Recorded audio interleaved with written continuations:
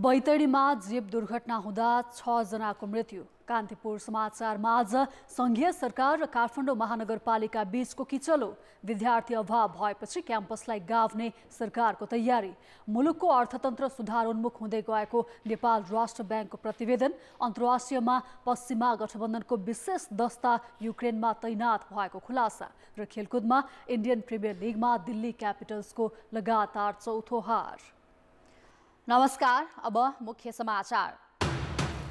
उद्योग वाणिज्य महासंघको नयाँ नेतृत्व चयनका लागि आज निर्वाचन। 60 पदका लागि 112 उम्मेद्वार बीच प्रतिस्पर्धा। सत्तारूढ कांग्रेसको आन्तरिक किचलोले मन्त्री परिषदले पाएन पूर्णता। 7 महिनादेखि केन्द्रीय समितिको बैठक बस्नै सकेन। भातृ संस्था निष्क्रिय हुँदा पनि पार्टी नेतृत्व मौन। काठमाडौँका सडक चौडा बनाए पनि ओभरपास नहुँदा बढ्यो ट्राफिक जाम। कार्यालय समयमा सडक पार गर्न शास्ति। सडक विभाग र चक्रपथ विस्तार आयोजनाको ध्यानै पुगेन। सशस्त्र द्वन्द्वका शहीदको सम्झनामा निर्मित पार्कको संरक्षण हुन सकेन। सन्धोपाल्चोकका कतिपय निर्माणाधीन पार्क अलपत्र। स्तम्भहरू संरक्षणको अभावमा जीर्ण। र च्याम्पियन्स लिग क्वार्टर फाइनलको पहिलो लेगमा म्यान्चेस्टर सिटीद्वारा बायर्न म्युनिख 3-0 गोलले पराजित। बेन्फिका माथि इन्टर मिलानको जित।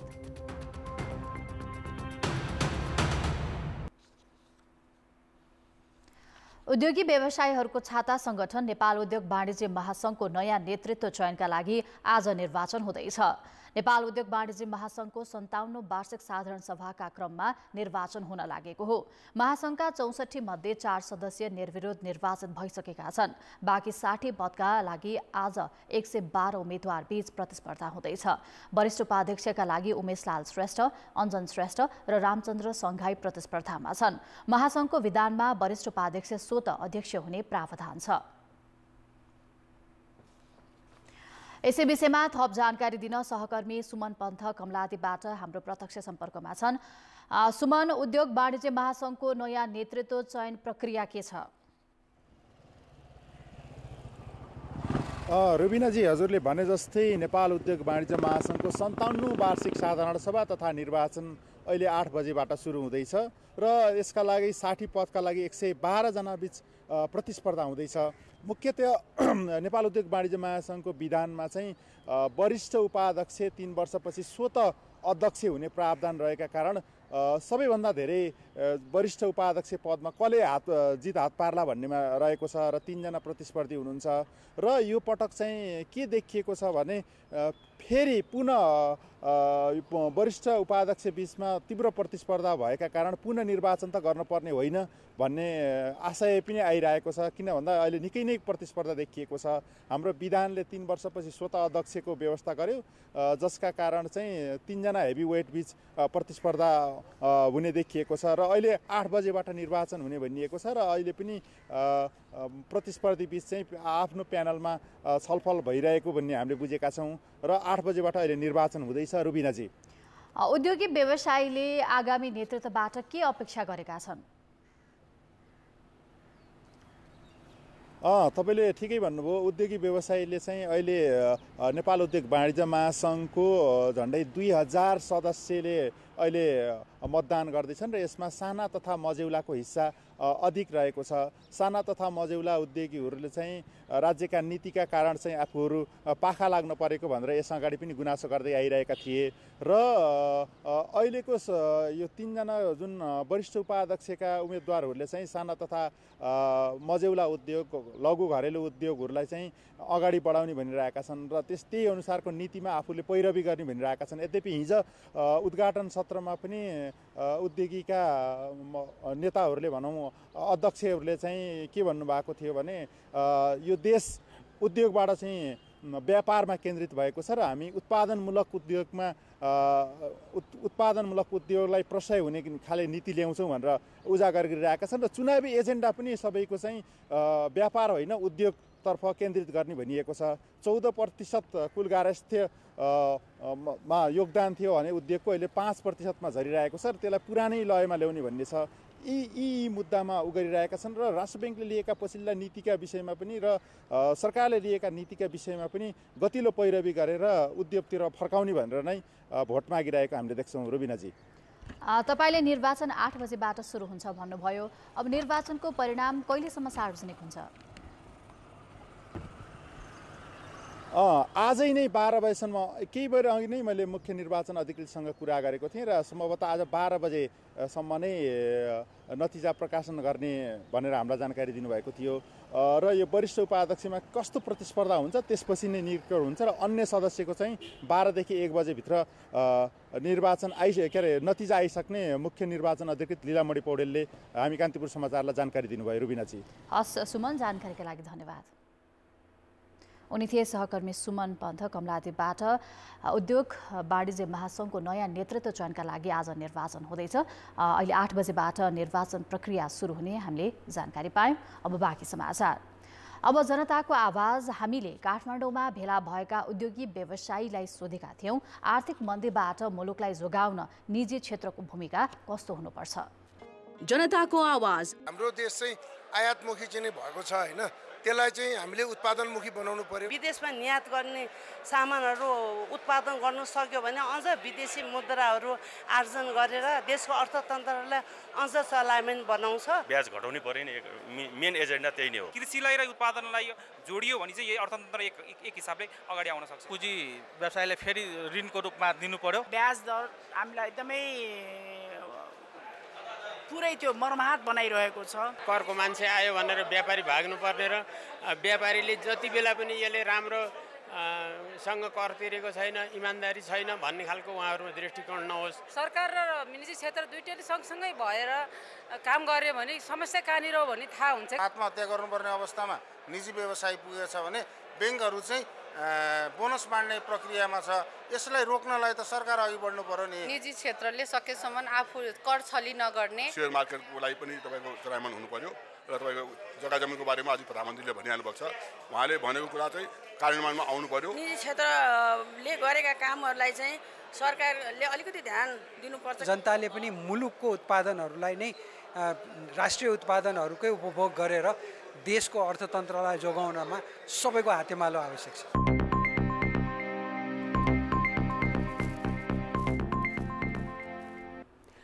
बैतडीको झौलेकमा जीप दुर्घटना हुँदा 6 जनाको मृत्यु भएको छ। झुलाघाटबाट बझाङको बागथलातर्फ गइरहेको C1J 764 नम्बरको जीप गए राति 11 बजे पाटन नगरपालिकाको झौकेलमा दुर्घटना भएको हो।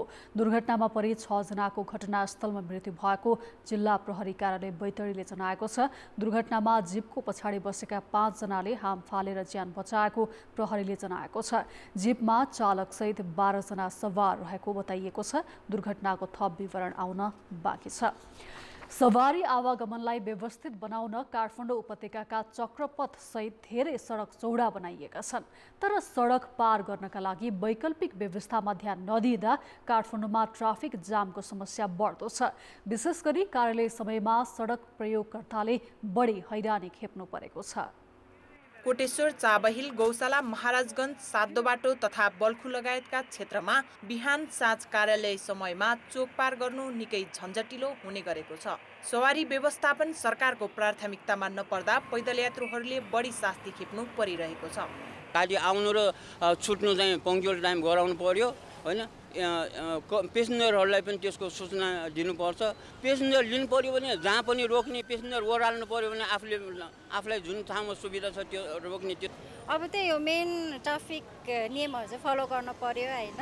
पब्लिक भेहिकलले पनि स्टेसन बाहेक अन्त रोकिदिनु भएन। अब प्यासेन्जरहरू पनि स्टेसन बाहेक चाहिँ अन्त चाहिँ चढ्ने ओह्राल्ने गरिदिनु भएन भने त्यो पनि एउटा समाधान नै हो। त्यो पनि अन्डरग्राउन्डहरू अब बनाउने क्रममा छ।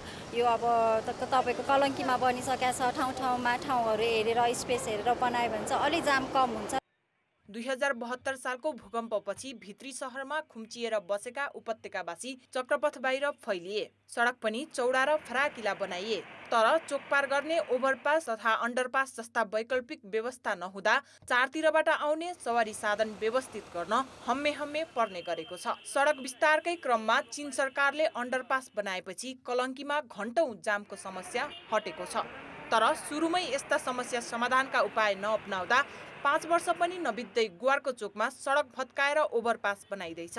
अहिले कलङ्कीदेखि चाभिलसम्म चक्रपथ विस्तार गरिँदैछ, तर अझै पनि यस्ता चोकमा वैकल्पिक बाटो बनाउनेतर्फ सडक विभाग तथा चक्रपथ विस्तार आयोजना कसैले पनि वास्ता गरेका छैनन्। उल्टै एक अर्कामाथि जिम्मेवारी थोपरेर पन्छिन खोजिरहेका छन्। काम त सबैले एकै ठाउँमा गरिरहेछौँ नि त। कहीँ रोडको छेउमा कहीँ युटिलिटीको काम गरिरहेछौँ, कहीँ विद्युतको तारहरूलाई नै अहिले अन्डरग्राउन्ड गरिरहेछौँ, के सबै गर्ने त्यही ठाउँ। र सेक्टरल डेभलपमेन्ट प्लान पनि हुनुपर्छ। 27 किलोमिटर लामो चक्रपथको 8 लेन विस्तार भएको 7 किलोमिटर क्षेत्रमा 3वटा ओभरपास बनाउने योजना अनुरूप सडक विभागले गुवारकोमा निर्माण सुरु गरेको छ। 2076मा नै ललितपुर महानगरपालिकाले डिपिआर गरेको 4वटा चोक मध्ये गुवारको 7 बाटो र एकान्त कुनामा ओभरपास निर्माण गर्ने जिम्मा सडक विभागले लिएको थियो। तर काठमाडौँका सीतापाइला, सामाखुसी, महाराजगञ्ज, बानेश्वर, पुरेश्वर लगायतका क्षेत्रमा सडक प्रयोगकर्ताले दिनौं समस्या भोग्नु परेको छ। यसका लागि आम यातायातका साधन सञ्चालन गर्ने र दीर्घकालीन पूर्वाधार बनाउनेतर्फ सरकारले ध्यानै नदिएको जानकार बताउँछन्। काठमाडौँको यातायात ट्राफिक जाम रह्यो, केही चोकहरूमा फ्लाइओभर बनाउँदैमा त्यो दीर्घकालीन समाधान त होइन। त्यसले तत्कालको समाधान चाहिँ दिन्छ केही, तर दीर्घकालीन समाधान फ्लाइओभर बनाउँदैमा हुँदैन। हामी मास ट्रान्जिटमा जानै पर्छ र भएको हाम्रो यो सडकको जुन जस्तो पूर्वाधार छ त्यसलाई अलिकति वैज्ञानिक हिसाबले प्रभावकारी रूपमा त्यसको मेन्टेनेन्स, मर्मत सम्हार कसरी गर्ने, होइन, त्यसको सञ्चालन कसरी गर्ने भन्नेमा पनि खास गरी चाहिँ ध्यान दिनु जरुरी। काठमाडौँलाई बस्न योग्य सहर बनाउने दाबी गरिरहेका स्थानीय सरकार र केन्द्रीय सरकारको प्राथमिकतामा सडक व्यवस्थापन नै परेका छैनन्, जसले गर्दा उपत्यकावासी दैनिक शास्ति बेहोर्न बाध्य छन्। कान्तिपुर समाचारका लागि क्यामेरामा पशुपति बुढाथोकी र सूरज खड्काका साथ अस्मिता पराजुली, काठमाडौँ। सत्तारूढ नेपाली काङ्ग्रेसभित्रको आन्तरिक किचलोका कारण मन्त्री परिषदले पूर्णता समेत पाउन सकेको छैन। नेतृत्वदेखि कार्यकर्तासम्म गुट नै गुटले झाँगिएको काङ्ग्रेसमा सामूहिक छलफलसम्म हुन छाडेको छ। गत भदौ यता केन्द्रीय समितिको बैठक बस्न सकेको छैन। भातृ तथा शुभेच्छुक संस्था निष्क्रिय जस्तै हुँदा पार्टी नेतृत्व भने मौन छ। नेपाली काङ्ग्रेसको विधानमा प्रत्येक 2 महिनामा कम्तीमा एकपटक केन्द्रीय समितिको बैठक बस्ने व्यवस्था छ, तर गत भदौ 5 गते यता बस्न सकेको छैन। विधान अनुसार 3 पटक बैठक बसिसक्नुपर्ने भए पनि नेतृत्वले विभिन्न बहाना बनाउँदै आलटाल गरेको छ। यति ढिला भइसक्यो किन भन्दाखेरि निर्वाचन भयो, स्थानीय निर्वाचन भयो, त्यसपछि चाहिँ हाम्रो प्रदेश र सङ्घको निर्वाचन भयो, त्यसपछि हामी यहाँ आइसकेपछि विभिन्न किसिमका राष्ट्रपति उपराष्ट्रपतिको चुनावहरू, सहमुख उपसहमुखको चुनावहरू भयो, होइन। कुनै पनि गहन निर्णय लिनु परे केन्द्रीय समितिको बैठक बोलाउनु पर्छ, तर काङ्ग्रेस नेतृत्वले पदाधिकारी र कार्य सम्पादन समितिको बैठकबाटै काम चलाउँदै आएको छ। जबसम्म हामीले पार्टीलाई विधि र विधान अनुसारले नीति सङ्गत अनुसारले चलाउँदैनौँ, पार्टीमा यस्ता खालका समस्याहरू आइरहेछन्। पार्टीको एउटा केन्द्रीय समितिको सदस्यका नाताले पनि चाँडोभन्दा चाँडो केन्द्रीय समितिको बैठक बसोस्, पार्टीले सबै कुराहरूमा छलफल गरोस्, पार्टीले आफ्नो नीति निर्धारण गरोस् भन्नेमा छौँ। पार्टी महाधिवेशन सकिएको 6 महिनाभित्र गठन गरिसक्नुपर्ने विभागहरू गठन नै हुन सकेका छैनन्। पात्री तथा शुभेच्छुक संस्थाको अवस्था पनि भद्रगोल छ। नेवी सङ्घ, तरुण दल, महिला सङ्घ, किसान सङ्घ, आदिवासी जनजाति सङ्घ लगायत 1 जना अध्यक्षको भरमा चलिरहेका छन्। कुनै पनि भारतीय सङ्गठनहरू अब यसलाई हामीले यसलाई बन्दी बनाएर राख्नु चाहिँ हुन्न, तर यो या हाम्रो कारणले होस् या अरूको कसैको कारणले होस्, कुनै पनि कारणले यसको अधिवेशनहरू र यसलाई समयमा इन्ट्याक्ट गरेर राख्नुपर्छ। सत्ता समीकरण मिलाउन पदीय भागबण्डामै व्यस्त देखिएको काङ्ग्रेसले विभाग गठन र भातृ संस्थाको अधिवेशनका लागि समय निकाल्न सकेको छैन। न त उसले मन्त्री परिषदमा आफ्ना सदस्यहरू नै चयन गरेर पठाउन सकेको छ। सभापतिज्यूले यसमा विशेष ध्यान पुर्याउनु हुनेछ भन्ने विश्वास हामीले गरेर बसेका छौँ र मलाई विश्वास छ यो चाँडोभन्दा चाँडो टुङ्गिनुपर्छ। आफूलाई लोकतान्त्रिक पार्टी भन्न रुचाउने काङ्ग्रेसको आन्तरिक संरचना भने लोकतान्त्रिक नभएको गुनासो आउने गरेको छ। अस्तव्यस्त सङ्गठनलाई सुदृढ बनाउन नसक्ने हो भने काङ्ग्रेस नेतृत्वमाथि प्रश्न नउठ्ला भन्न सकिन्न। कान्तिपुर समाचारका लागि क्यामेरामा रूपक कोइरेलाका साथ प्रकाश बम, काठमाडौँ। समाचार अझै बाँकी छन्। प्रधानमन्त्री पुष्पकमल दाहाल नेतृत्वको सरकारले 3वटै तहबीच सुमधुर सम्बन्ध बनाउने भन्दै न्यूनतम साझा कार्यक्रम घोषणा गरेको एक साता नबित्दै बागदरबार र सिंहदरबार बीच दूरी बढेको छ। सिंहदरबारले माग पूरा नगरेसम्म फोन नउठाउने भन्दै काठमाडौँ महानगर प्रमुख बालेन्द्र शाह अघोषित आन्दोलनमै उत्रिएका छन् भने मन्त्री परिषद बैठकले उनलाई जिम्मेवार बन्न आग्रह गरेको छ। आखिर किन बिग्रदैछ महानगर र संघीय सरकारको सम्बन्ध? काठमाडौँ महानगरपालिका र संघीय सरकारबीच अधिकार सम्बन्धी द्वन्द्व बढेपछि नेपाली कांग्रेसका महामन्त्री गगन थापाले सोमबार संसदमा प्रधानमन्त्री पुष्पकमल दाहालको ध्यानाकर्षण गराए। सम्माननीय प्रधानमन्त्रीलाई आग्रह गर्न चाहन्छु, कुनै विलम्ब नगरिकन, कुनै आग्रह नगरिकन काठमाडौँ महानगरपालिकासँग छलफल गरियोस्, संवाद गरियोस्। जुन विषय अहिले सल्टाउनु पर्ने हो सल्टाइयोस्, जुन विषयमा समझदारी कायम गर्नुपर्ने हो समझदारी कायम गरियोस्, जायज मागहरू पूरा गरियोस् र हामी काठमाडौँका जनप्रतिनिधिहरूलाई पनि यो प्रक्रियामा सम्मिलित गराइयोस्। मंगलबार बसेको मन्त्री परिषद बैठकमा महानगर प्रमुख बालेन्द्रको असन्तुष्टिका विषयमा छलफल भयो। मन्त्री परिषदले मेयर शाहलाई जिम्मेवार बन्न भनेको छ। नीतिगत रूपमा भएको व्यवस्थालाई सबैले पालना गर्नुपर्छ। काठमाडौँ महानगरपालिका स्थानीय सरकार हो, स्थानीय सरकारले पनि त्यो पालना गर्नुपर्छ भन्ने कुराको अलि गम्भीरतापूर्वक छलफल भएको छ। महानगरपालिकाले भने विभिन्न मन्त्रालयमाथि गुनासो पोखेको छ।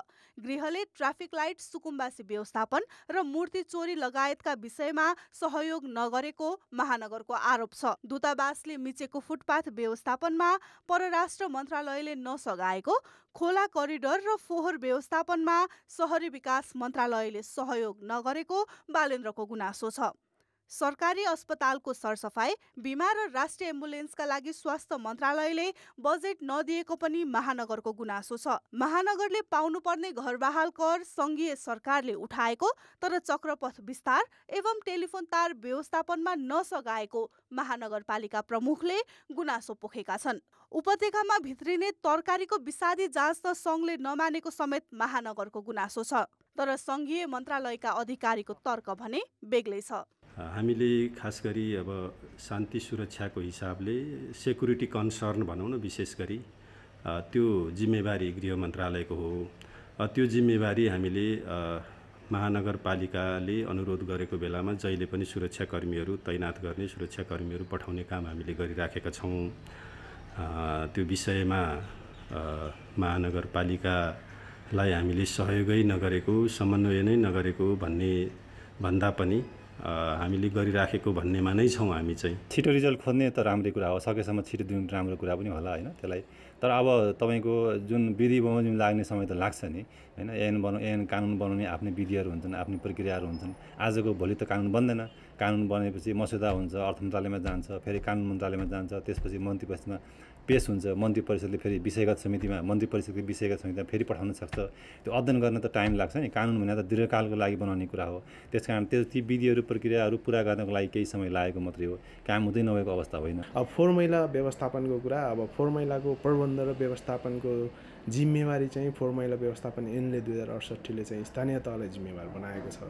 त्यसका लागि प्राविधिक पाटो चाहिँ शहरी विकास मन्त्रालयले गर्ने सहयोगको कुराहरू चाहिँ शहरी विकास मन्त्रालयले निरन्तर गरिरहेकै छ, विगतदेखि र अहिले पनि गरिरहेको। संघीय राजधानी रहेको महानगरपालिका र संघबीच दूरी बढ्दा अन्य स्थानीय तहको पनि मनोबल घट्न सक्छ। त्यसैले समस्या समाधानका लागि संघीय सरकारले जवाफी निर्णय भन्दा पनि समस्या समाधानको उचित पहल लिन जरुरी छ। महानगर नेतृत्वले पनि फोहोरमा हडताल गर्नुको साटो समन्वयको बाटो पहिल्याउन आवश्यक छ। कान्तिपुर समाचारका लागि क्यामेरामा विनोद कोजुका साथ सृजना बास्तोला, काठमाडौँ। अब जनमतमा आजको प्रश्न। जनमत हाम्रो प्रश्न छ, 3 तहका सरकार बीचको सम्बन्ध राम्रो बनाउन के गर्नु पर्ला? ए. क्षेत्राधिकारको स्पष्टता, बी. सहकार्यको संस्कार र सी. राजस्व बाँडफाँडमा सन्तुलन। जनमतको अन्तिम परिणाम आज साँझ 8 बजेको कान्तिपुर समाचारमा प्रसारण गर्नेछौँ। कृपया NEWS news space A, B वा C टाइप गरी 34001मा SMS गरी आफ्नो मत व्यक्त गर्नुहोला। सशस्त्र द्वन्द्वमा मारिएकाको सम्झनामा निर्माण गरिएका शहीद स्मृति पार्क र संरचनाको संरक्षण हुन सकेको छैन भने कतिपय संरचना निर्माणकै क्रममा अलपत्र छन्। सिन्धुपाल्चोकका 12 स्थानीय तहमा निर्माण भएका शहीद पार्क तथा स्तम्भहरू संरक्षणको अभावमा जीर्ण बनेका छन्। 2064 सालमा बलेफी गाउँपालिका बिन्जेलमा निर्माण थालिएको 16 वर्ष बित्दा पनि शहीद स्मृति एवं प्रतिष्ठान पार्कको काम पूरा हुन सकेको छैन। हाल पार्कभित्रको कतिपय संरचना भत्किएको अवस्थामा पुगेको छ। पार्क वरिपरिको घेराबार जीर्ण बनेको छ। पैसाको अभावले गर्दाखेरि अनि यो चाहिँ अधुरो भइरहेको छ अहिले। त्यस्तै चौतारा साँगचोगढी नगरपालिका पिपलडाँडा स्थित शहीद कञ्चन स्मृति पर्यटकीय पार्क काँडा र झाडीहरूले भरिएका छन्। भइरहेको कुरा चाहिँ राम्रोसँग चाहिँ गरिदिए हुन्थ्यो। अब यो पुरा भइदिए चाहिँ राम्रो हुन्थ्यो, सबैले मूल्याङ्कन गर्थे। शहीदका नाममा सिन्धुपाल्चोकमा 2 दर्जनभन्दा बढी यस्ता पार्क निर्माण भएका छन्, तर पर्यटकीय र मनोरञ्जन स्थलका रूपमा रहेको पार्क कुरूप बन्दै गएको छ। तीनै तहको सरकारबाट बनेको पार्कले पूर्णता पाएको छैन भने निर्माण भएका पार्कले पनि संरक्षण कसले गर्ने अन्यल छ। बजेटको अभावको कारणले गर्दाखेरि बन्न बाँकी संरचनाहरू बन्न नसकिरहेको देखिन्छ भने अर्कोतिर चाहिँ बनेका संरचनाहरू शहीद स्मारकहरू त्यहाँ चाहिँ त्यसको संरक्षण कसले गर्ने भन्ने एउटा चाहिँ ठुलो क्वेसन देखिएको छ। अधिकांश पार्कको स्तम्भ र भवनहरूको अवस्था जीर्ण छ। कान्तिपुर समाचारका लागि कमला पाखरिन, सिन्धुपाल्चोक। गुणस्तरीय शिक्षा खोज्दै पछिल्लो 8 महिनामै 70,000 विद्यार्थी विदेश गएपछि देशभित्रका धेरै क्याम्पस बन्द हुने अवस्थामा पुगेका छन्। राजनीतिक दबावका कारण विश्वविद्यालयले जथाभावी सम्बन्धन दिँदा 1440 क्याम्पसमध्ये 65% भन्दा बढी मुस्किलले मात्रै चल्दै आएका छन्। यस्ता क्याम्पसलाई मर्जरमा लैजान विश्वविद्यालय र प्राध्यापक सहमत भएका छन्। विश्वविद्यालय अनुदान आयोगले नीति र मापदण्ड बनाएरै क्याम्पसलाई मर्जरमा लैजाने तयारी गरेको छ। देशभर त्रिभुवन, संस्कृत, पूर्वाञ्चल, काठमाडौँ, लुम्बिनी लगायत 11वटा विश्वविद्यालयका आङ्गिक, सामुदायिक र निजी गरेर 1440 क्याम्पस छन्। ती मध्ये 21वटा आङ्गिक, 218वटा सामुदायिक र 345वटा निजी क्याम्पसमा 100 जना विद्यार्थी पनि छैनन्। त्यसै गरी 277वटा क्याम्पसमा 200 भन्दा कम विद्यार्थी छन्। यस्ता क्याम्पसलाई समायोजन र एकीकरण गरिने भएको छ। 50 भन्दा कम भएका विद्यार्थीहरू छन्। क्याम्पसहरू धेरै छन् यहाँ। ती क्याम्पसहरूलाई अगाडि धान्न सकिँदैन, ती क्याम्पसहरू अगाडि बढ्न सक्दैन। त्यस्ता क्याम्पसहरूलाई भौगोलिक आधारबाट, जनसङ्ख्याको आधारबाट बिस्तारै बिस्तारै मर्जरमा लिएर जानुपर्छ। अन्यथा दिन प्रतिदिन क्याम्पसहरूको स्तर पनि खस्किन्छ, शिक्षाको गुणस्तर पनि खस्किएर जान्छ र यसमा सबै पक्षको एकदम गम्भीर भएर लाग्नुपर्छ। सरकारले यो वर्ष शिक्षा क्षेत्रको 1 खर्ब 96 अर्ब रुपियाँ मध्ये 10% अर्थात् 18 अर्ब रुपियाँ उच्च शिक्षामा छुट्याएको छ। उच्च शिक्षामा लगानी अनुसारको प्रतिफल नआएपछि सरकारले क्याम्पसको मर्जरका लागि आवश्यक नीति र मापदण्ड बनाएर कार्यान्वयनका लागि तयारी थालेको हो। मर्जमा जान चाहनुहुन्छ, पहिलो स्टेप भलन्टियर गर्ने। यदि त्यो भएन भनेदेखि चाहिँ हैन, त्यसपछि दोस्रोमा चाहिँ हामीले फेज वाइज के गर्नु त, फेज वाइज हैन, तेस्रोमा चाहिँ अब फेज वाइजमा गर्दै जाँदाखेरि तेस्रोमा चाहिँ हामीले हस्तक्षेप गर्नुपर्ने पनि हुनसक्छ। हामीले यो क्राइटेरिया बनाएर यो कारणले अब यसलाई चाहिँ मर्ज नगरिकन हुँदैन।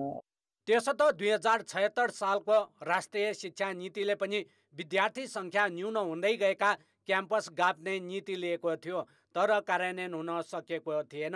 राजनीतिक दबावले जथाभावी सम्बन्धन दिँदा उच्च शैक्षिक संस्थामा विद्यार्थी न्यून भएको स्वीकार्दै उपकुलपतिहरूले छरिएर रहेका कार्यक्रमलाई एकीकृत गरी गुणस्तरीय शिक्षामा विद्यार्थीको पहुँच विस्तार गर्न विश्वविद्यालय र प्राध्यापकहरू शिक्षण संस्था मर्जरमा लैजान तयार भएका छन्।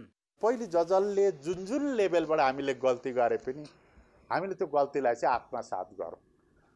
धाराशाही हुन, चाहे त्यो प्राइभेट होस्, चाहे त्यो कम्युनिटी होस्, चाहे त्यो आङ्गिक हो, धाराशाही हुन चाहिँ बडो जोगाउनै पर्छ। सेकेन्ड फेजमा हामी इन्सेन्टिभका कुराहरूमा जाउँ, के कस्तो कुराहरू गर्न सकिन्छ त्यो कुराहरू गरौँ। त्यति गर्दा पनि भएन भने लास्टमा चाहिँ के गर्ने त भन्दाखेरि फोर्सको आधारमा गरौँ। मर्जिङको नीति चाहिँ हामीले लिनुपर्छ, तर मर्जिङ केका लागि भन्ने कुरा चाहिँ जान्नुपर्छ है। क्वालिटी हो कि क्वान्टिटी हो? हामी क्वान्टिटीमा मर्जिङ गर्न खोजिरहेको छौँ या क्वालिटीका लागि मर्जिङ गर्न खोजिरहेको छौँ? हाल देशमा 4,60,000 विद्यार्थी उच्च शिक्षा अध्ययन गर्छन्। शिक्षाको गुणस्तर सुधारका लागि क्याम्पसको मर्जर मात्र नभएर व्यवस्थापकीय पक्ष सुधारमा पनि उत्तिकै ध्यान दिनुपर्ने देखिन्छ। कान्तिपुर समाचारका लागि क्यामेरामा सुरज खड्काका साथ नारायण किलम्बु, काठमाडौँ। आर्थिक र अन्तर्राष्ट्रिय समाचार अझै बाँकी छन्। अर्थ र विकास। नेपाल राष्ट्र बैंकले नेपालका बैंकहरू सुरक्षित रहेको बताएको छ। राष्ट्र बैंकले बाह्य क्षेत्रका आर्थिक परिसूचक पनि बिस्तारै सुधार हुँदै गएको भए पनि जनताले अनुभूति गर्न भने केही समय लाग्ने जनाएको छ।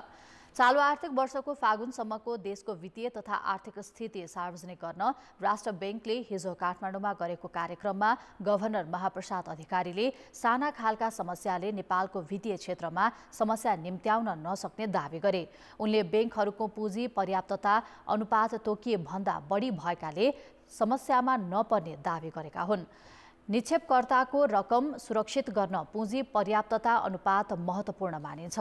11% हुनुपर्ने पुँजी पर्याप्तता अनुपात औसतमा सबै बैंकको 13% रहेको उनले जानकारी दिए। त्यसैगरी खराब कर्जा 5% भन्दा कम हुनुपर्नेमा सीमाभित्रै रहेको दावी उनले गरे। उच्च ब्याजदरका कारणले नभई वस्तुको मागमा आएको कमीले अर्थतन्त्र चलायमान हुन नसकेको उनको भनाइ थियो। उनले राष्ट्र बैंकको नीति राजनीतिक आस्था भन्दा बजारको आवश्यकता अनुसार तय हुने जानकारी दिए। मान्छे कमसेकम इन्भल्भ भइरहेको हुन्छौँ। यहाँ साथीहरूको कति मान्छेहरूको आफ्नो व्यावसायिक इन्ट्रेस्टहरू हुनसक्छ।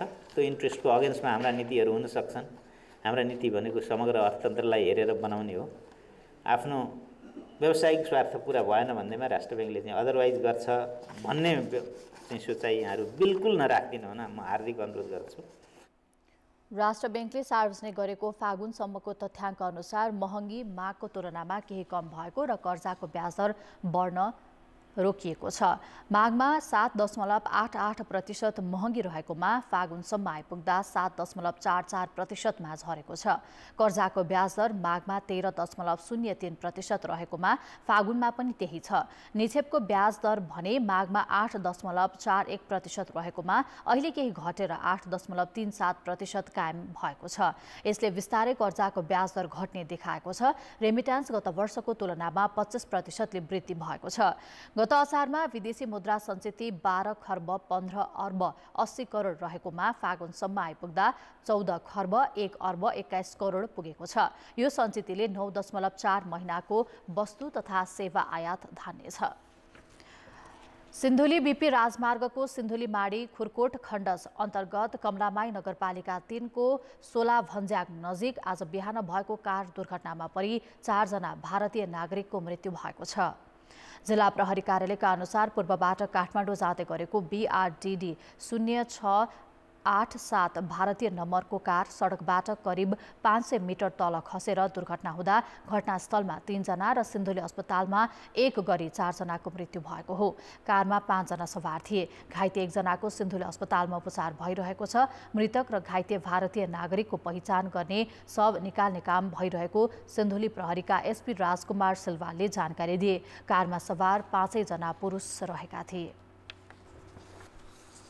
अब अन्तर्राष्ट्रिय समाचार। रुससँग युद्ध गर्दै आएको युक्रेनमा पश्चिमा गठबन्धनका विशेष सैनिक दस्ता तैनात भएको खुलासा गर्ने गोप्य जासुसी दस्तावेज सार्वजनिक भएका छन्। अनलाइन मार्फत चुहावट भएका दर्जनौं जासुसी दस्तावेजले बेलायतको सैनिक दस्ता युक्रेनमा परिचालित भएको खुलासा गरेका हुन्। यसले युक्रेनमा सबैभन्दा धेरै सैनिक बेलायती रहेको देखाएको छ। त्यसैगरी लात्भिया, फ्रान्स, अमेरिका र हल्यान्डका सैनिक पनि युक्रेनमा छन्। तर उनीहरू युक्रेनको कुन ठाउँमा बसेका छन् र के गरिरहेका छन् भन्ने प्रश्न छैन। मस्कोले हालै मात्र आफूहरूको लडाईँ युक्रेनसँग मात्र नभए नेटो गठबन्धनसँग पनि भएको तर्क गरेको थियो। यसैबीच अमेरिकाले चुहावट भएका दस्तावेज वास्तविक भएको प्रतिक्रिया दिएको छ। अमेरिकी रक्षा मन्त्री लोयड अस्टिनले चुहावटबाट अनुसन्धान गर्ने बताएका छन्। समाचार अझै बाँकी छन्। खेलकुद समाचार। नमस्कार, कान्तिपुर खेलकुद समाचारमा स्वागत छ। म्यान्चेस्टर सिटी लगातार तेस्रो पटक च्याम्पियन्स लिगको सेमिफाइनल नजिक पुगेको छ। गैराती भएको क्वार्टर फाइनल पहिलो लेगमा प्रिमियर लिग क्लब सिटीले बायर्न म्युनिखमाथि 3-0 गोलको सहज जित हात पारेको हो। घरेलु मैदान इतिहादमा सिटीले 27औं मिनेटमा अग्रता लिएको थियो। उसका लागि बर्नार्डो सिल्भाको सहयोगमा रोड्रीले डेडलक तोडे। उनको सन् 2016 को नोभेम्बर यता UEFA प्रतिस्पर्धामा यो पहिलो गोल हो। सिटीका पूर्व फरवार्ड लियोरी सानेले दोस्रो हाफको सुरुवातमै बराबरी गोलको सुनौलो अवसर पाएका थिए, तर सिटीका गोलकिपर एडरसनले सफल हुन दिएनन्। 70औं मिनेटमा सिल्भाले अर्लिङ हालान्डको पासमा अग्रता दोब्बर बनाए। 76औं मिनेटमा हालान्ड आफैले गोल गरेपछि सिटी पहिलो लेगमा 3-0 को अग्रतासहित बलियो स्थितिमा पुगेको छ। हालान्डको जारी सिजन सबै प्रतिस्पर्धामा गरेर यो 45 गोल हो। यता थोमस टुखेलको टोली बायर्नले 2017 यता च्याम्पियन्स लिगमा पहिलो फराकिलो हार बेहोरेको छ। सो बेला पेरिस सेन्ट जर्मन पीएसजीसँग 3-0 ले नै पराजित भएको थियो। नकआउटमा भने यसअघि सन् 2015 मा सेमिफाइनल पहिलो लेगमा बार्सेलोनाले यही स्कोरमा जर्मन क्लबलाई हराएको थियो।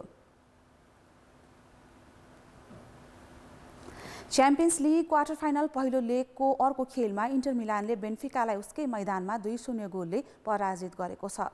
पोर्चुगिज क्लब बेन्फिका र इटालियन इन्टरभिचको खेलको पहिलो हाफ गोल रहित बराबरीमा सकिएको थियो। 51औं मिनेटमा इन्टरले खेलमा अग्रता बनायो। निकोलो बरेलाले हेडर गोल गरेका थिए। लिस्बनमा बेन्फिकाले आफ्नै समर्थक अघि सङ्घर्ष गर्दा इन्टर उत्कृष्ट देखियो। 82औं मिनेटमा वैकल्पिक रोमेलु लुकाकुले पेनाल्टीमा गोल गर्दै बेन्फिका विरुद्धको दूरी 2-0 मा पुर्याएका थिए। इन्टरकै पूर्व खेलाडी जोआओ मारियोबाट ह्यान्डबल भएपछि पेनाल्टी प्रदान गरिएको थियो, जसमा चेल्सीबाट लोनमा गएका बेल्जियन लुकाकु चुकेनन्। यो खेल अघिसम्म इन्टर खराब फर्मबाट गुज्रिएको थियो। उसले पछिल्ला 6 खेलमा जित हात पार्न सकेको थिएन। तर इन्टर युरोपियन प्रतिस्पर्धामा पोर्चुगिज टिम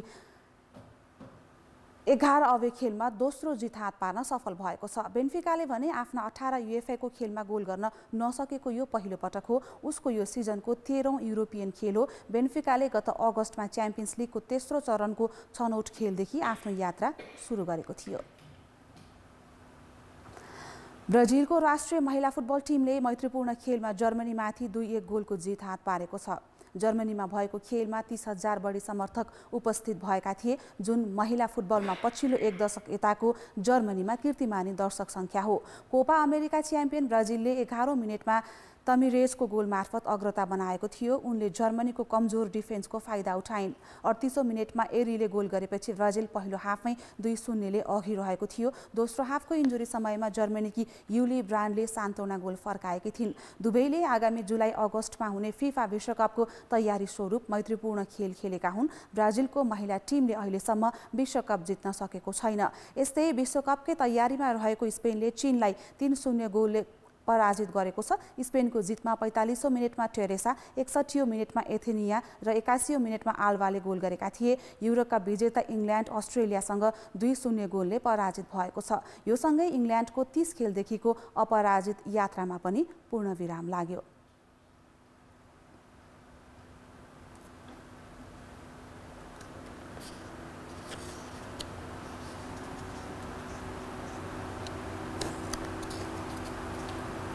खेलकुद समाचार अहिलेलाई यति नै।